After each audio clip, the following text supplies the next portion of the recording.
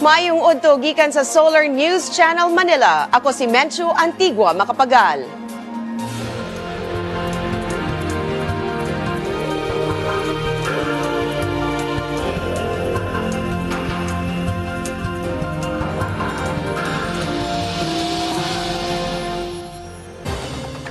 Mas daghang checkpoints ipahiluna panahon sa adlaw. DSWD mihimo sa iyang anti-EPAL campaign aron kalikayan ang pamulitika sa pag-apod-apod sa conditional cash transfer. Walay plano ang presidente nga mo certify isip urgent sa Freedom of Information Bill. Mas halapad na ang danyo sa Tubataha Reef tungod sa nasangad nga US Navy vessel. Mihimo karon og lakang ang DSWD aron kapanalipdan ang mga beneficiary sa Conditional Cash Transfer Program gikan sa pamulitika. Pinaagi sa paglusad sa ilang bawal ang EPAL dito campaign.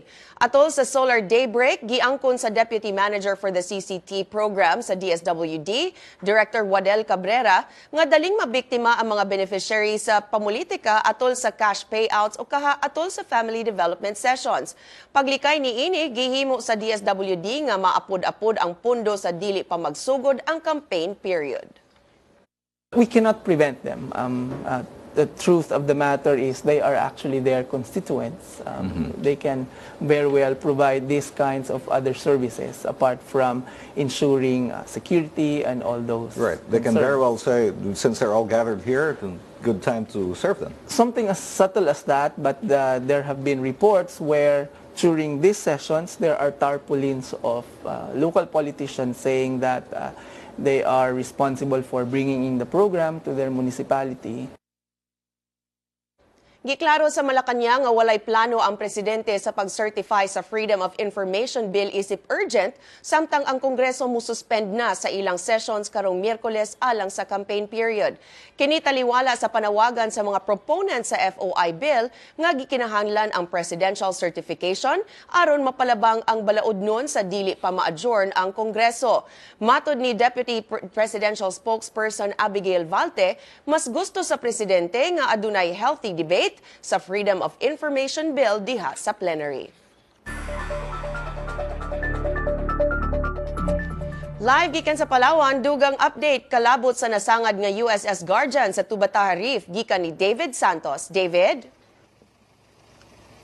Menso giangkon sa US government nga lisod dilalim apan ilang akuon ang responsibilidad sa mga mahimong epekto unya sa Tubataha Reef.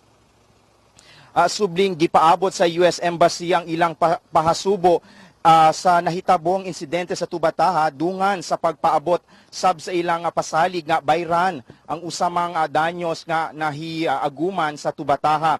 Gipasalig sab nila nga sila maoy mahatag og pondo sa usamang mga programa mahibalik lang sa normal ang Tubataha Reef. Lakip sa mga lakang nga andam nga pondohan sa US government ang konsultasyon tali sa mga eksperto ug ang pagawas sa 4 milyones ka pesos nga grant isip suporta sa coral restoration research.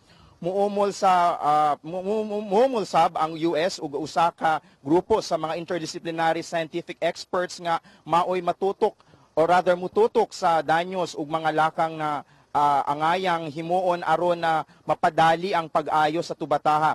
Kini nga grupo langkuban sa mga pribado nga organisasyon ug lokal nakagamihan. Nitanyag sab ang US nga andam silang muhatag og pondo alang sa pagpalambo Ranger Station sa Tubataha samtang hangtod karon wa pay pamahayag ang US kung kanusa sugdan sa pagguba sa USS Guardian. Ang usa sa duha ka mga dakong crane ship nga gikontrata sa US military niabot na sa Puerto Princesa apan wa pay kumpirmasyon ang Coast Guard kung kanusa ni dadon na kining Smith SMIT Borromeo sa Tubataha Reef. Mensu? Okay, daghang salamat. Live gikan sa Palawan. Update ni David Santos. Thank you, David. Gi-certify sa Presidente isip urgent ang National Land Use Act.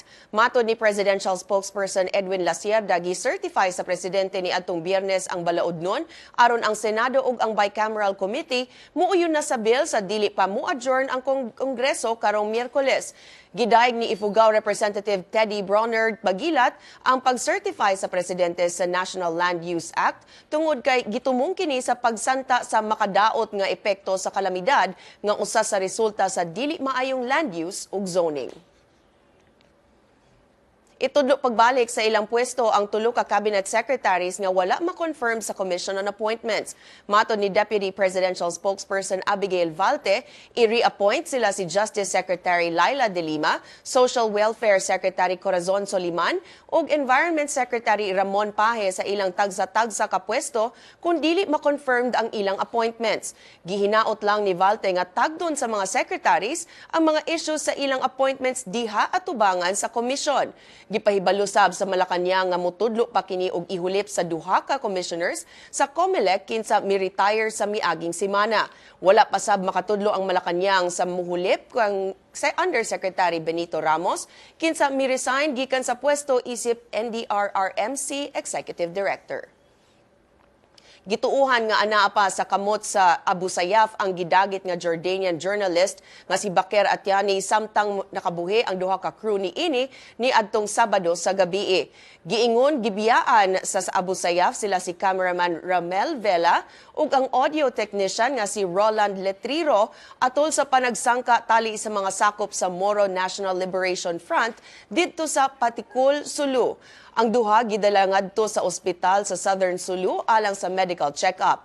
Si Regional Police Chief Noel de los Reyes miingon nga dili pa nila matino giun sa pagkabuhi sa duha ka biktima. Natino hinuon nga walay gibayad nga ransom. Si Atyani ug ang iyang team gidagit ni adtong Hunyo human makigtagbo sa Abu Sayyaf alang unta sa interview. Gituuhan nga anaa pa sa mga kamot sa mga bandido si Atyani apan ang Malacañang wala pa kadawat og reports kung asa na karon ang Jordanian journalist.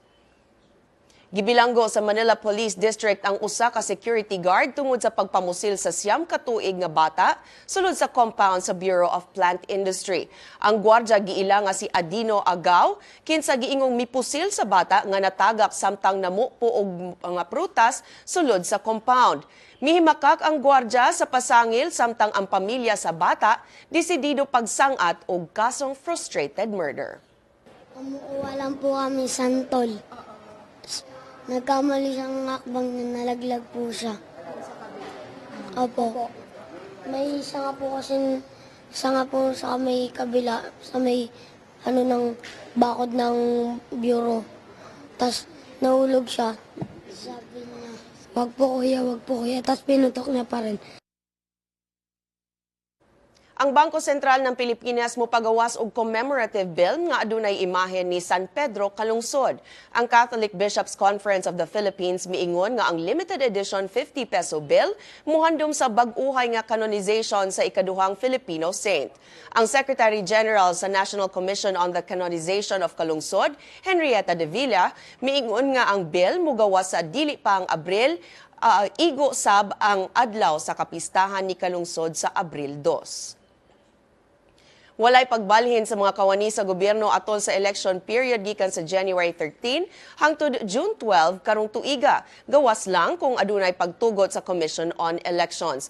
Nalatid kini sa COMELEC Resolution number 9581. Gawas sa prohibition sa transfer sa mga kawani gikan sa usa ka buhatan ngadto sa laing ahensya. Ang resolution sa COMELEC nag-ingon usab nga walay makasuspend og ni bisan kinsa nga elective provincial, city, municipal o barangay officer gawas lang kung nalambigit kini sa gimbutan sa Anti-Graft and Corrupt Practices Act. Sugod karong March 29 hangtod May 13, wala usay itudlo i-hire nga bag-ong kawani gawas kung adunay pagtugot sa COMELEC. Ang Resolution 9581 nagmando sab nga why government official ma-promote o hatagan og usbaw sa suhulan atol sa election period. Ug sa among pagbalik, namatay sa helicopter crash ang presidential candidate sa Paraguay.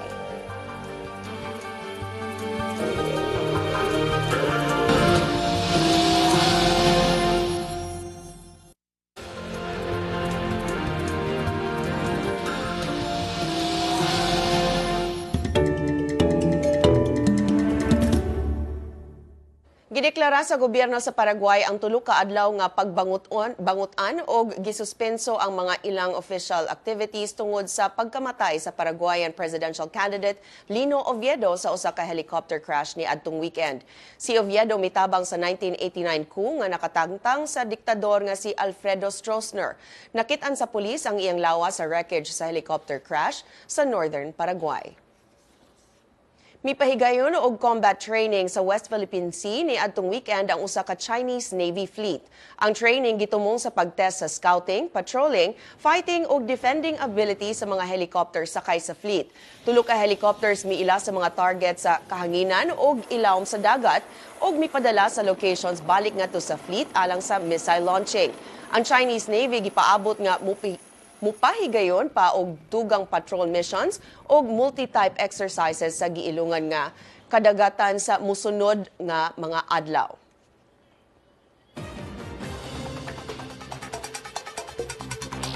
Ani ang mga front pages sa mga pamantalaan dito sa Sugbo.